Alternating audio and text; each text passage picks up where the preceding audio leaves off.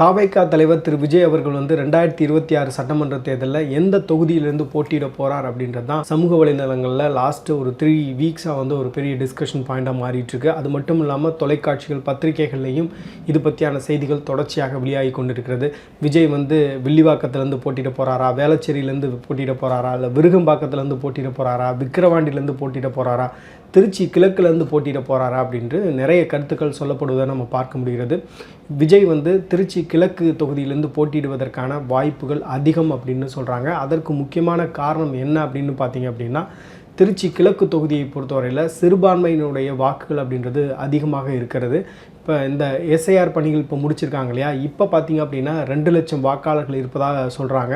இதற்கு முன்பு 2021 சட்டமன்ற தேர்தலின் போது 2,50,000 வாக்காளர்கள் அப்படின்றது திருச்சி கிழக்கு தொகுதியை பொறுத்தவரையில் இருந்திருக்கிறது. இந்த தொகுதியில் பார்த்தீங்க அப்படின்னா இஸ்லாமிய வாக்காளர்களுடைய எண்ணிக்கை மட்டும் 30,000 அப்படின்னு சொல்கிறாங்க. கிறிஸ்தவர்களுடைய எண்ணிக்கை அப்படின்றது 60,000 சொல்கிறாங்க. இப்போ தோராயமாக 1 லட்சம் சிறுபான்மையினர் வாக்காளர்களை கொண்ட ஒரு தொகுதியாக இது இருப்பதனால விஜய்க்கு வந்து கேம்பெயின் பண்ணுறது ரொம்ப ஈஸி. விஜய்க்கான கிரெடிபிலிட்டி வந்து விஜய் ஒரு விஷயத்தை சொல்லும்போது அதற்கான நம்பகத்தன்மை அப்படின்றது அதிகமாக இருக்கும். விஜய் வந்து அடிக்கடி இந்த தொகுதிக்கு போக வேண்டிய ஒரு அவசியம் இல்லாமல் இருக்கும். ஏன்னா இது சிறிய தொகுதி தான், ஈஸியாக விஜயால் வந்து இந்த கேம்பெயினை வந்து ஈஸியாக பண்ணிட முடியும் அப்படின்றது தாவேக்காவுடைய நம்பிக்கையாக இருக்குது அப்படின்னு சொல்கிறாங்க. ரெண்டாவது பார்த்தீங்க அப்படின்னா விஜய்க்கு ஒரு பெரிய செல்வாக்காக இருப்பது இளைஞர்களுடைய ஆதரவு தான். ஏன்னா எந்த ஒரு மக்கள் சந்திப்பு கூட்டமாக இருக்கட்டும், இல்லை எந்த ஒரு பொதுக்கூட்டமாக இருக்கட்டும், இளைஞர்கள் பெரிய அளவில் வர்றாங்க, பெண்கள் வந்து பெரிய அளவில் வர்றாங்க அப்படின்றது வந்து ஆன் கிரவுண்டு நம்ம பார்க்கக்கூடிய ஒரு விஷயமாக இருக்குது. இந்த தொகுதியை பொறுத்தவரையில் இந்த தொகுதிக்குட்பட்ட பகுதிகளில் நிறைய கல்லூரிகள் வந்து இருப்பதை நம்மளால் பார்க்க முடிகிறது.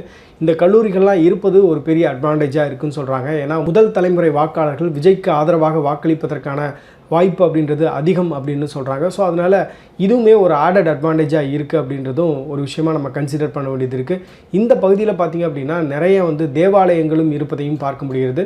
இது வந்து ஒரு அர்பனைஸ்டு ஒரு பிளேஸாக இருந்தாலும் கூட இந்த பகுதியில் சிறுபான்மையினுடைய வாக்குகள் அதிகம் இருப்பது அப்படின்றது விஜய்க்கு ஒரு பெரிய அட்வான்டேஜாக இருக்குது. இப்போ சிறுபான்மையினுடைய வாக்குகள் இருந்தால் மட்டும் போதுமா அப்படின்னு கேட்டிங்க அப்படின்னா இந்த தொகுதியை பொறுத்தவரையில் சிறுபான்மையினுடைய வாக்குகளை நீங்கள் வாங்கிட்டாலே வந்து நீங்கள் வெற்றி பெற்று விட முடியும் அப்படின்றது தான் கலை யதார்த்தம். ஏன்னா இதற்கு முன்பு 2008 தொகுதி மறுவரைக்கு பிறகு பார்த்தீங்க அப்படின்னா 2011 சட்டமன்ற தேர்தல் நடக்குது. அப்போ மனோகரன் அப்படின்றவர் அதிமுக சார்பில் போட்டிட்டு வெற்றி பெறுகிறார். அதற்கு பிறகு பார்த்தீங்கன்னா 2016 வந்து வெல்லமண்டி நடராஜன் வந்து போட்டியிட்டு வெற்றி பெறுகிறார். 2021 வந்து இனிகோ இருதயராஜ் வந்து வெற்றி பெறுகிறார். இனிகோராஜை பொறுத்தவரையில் 53,000 வாக்குகள் வித்தியாசத்தில் வெல்லமண்டி நடராஜனை வந்து தோல்வியடை செய்கிறார். வெல்லமண்டி நடராஜன் வந்து 43,505 வாக்குகள் மட்டுமே பெற முடிந்தது அப்படின்றது தான் கலை யதார்த்தம். இந்த தொகுதியை பொறுத்தவரையில் அந்த தொகுதிக்கு உட்பட்ட நபர் தான் வெற்றி பெற முடியும் அப்படின்ற ஒரு சூழல் கிடையாது. அவுட் சைடருமே வந்து தேர்தலில் போட்டியிட்டு வெற்றி பெற முடியும் அப்படின்ற சூழல் தான் இருக்கிறது. அதனால தான் வந்து தாவேக்காவை பொறுத்தவரையில் இந்த தொகுதியை தேர்வு செய்திருப்பதற்கு முக்கியமான காரணம் சொல்கிறாங்க. திருச்சி கிழக்கு சட்டமன்ற தொகுதியை பொறுத்தவரையில் யார் வேணாலும் ஜெயிச்சிடலாம் அப்படின்னு நிறைய பேருக்கு கேள்வி கூட வரலாம். நிறைய பேர் திருச்சியை ரெப்ரசன்ட் பண்ணக்கூடியவர்களாகவும் இருப்பீங்க. திருச்சியை பொறுத்தவரையில் திருச்சி பாராளுமன்ற தொகுதிக்கு உட்பட்டு 9 சட்டமன்ற தொகுதிகள் இருக்குது.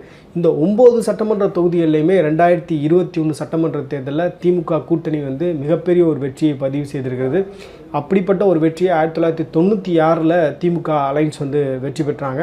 அதற்கு பிறகு பார்த்திங்க அப்படின்னா 25 ஆண்டுகளுக்கு பிறகு 2021 தான் வந்து 9 தொகுதிகளையும் ஸ்வீப் பண்ணாங்க அப்படின்றது நம்ம கவனிக்க முடிந்தது. திருச்சியை பொறுத்தவரையில் திமுகவுக்கு பல நேரங்களில் முக்கியமான ஒரு வெற்றியை பெற்று தந்த ஒரு திருப்பு முனையாக இருந்த ஒரு பகுதி அப்படின்னே சொல்லலாம். ஏன்னா அப்படிப்பட்ட ஒரு இடத்துல வந்து 2 பவர்ஃபுல்லான ஒரு மினிஸ்டர்ஸ் வந்து இன்றைக்கும் திமுகவில் இருந்துகிட்ருக்காங்க.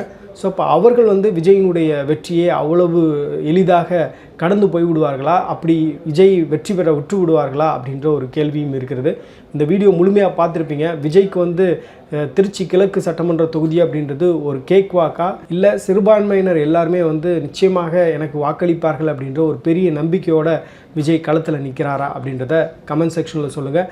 அது மட்டும் இல்லாமல் இப்போ திமுகவை பொறுத்தவரையில் விஜய் ஒருவேளை இந்த தொகுதியில் போட்டியிடுறார் அப்படின்னா ஒரு கடுமையான ஒரு நெருக்கடியை கொடுப்பாங்க. இந்த தொகுதியை மக்கள் நீதி மையமும் குறிவைக்கிறது, காங்கிரஸும் குறிவைக்கிறது, அது மட்டும் இல்லாமல் பார்த்தீங்கன்னா மதிமுகவும் குறிவைக்கிறது அப்படின்றதையும் நம்ம வந்து கவனத்தில் கொள்ள வேண்டியிருக்கு.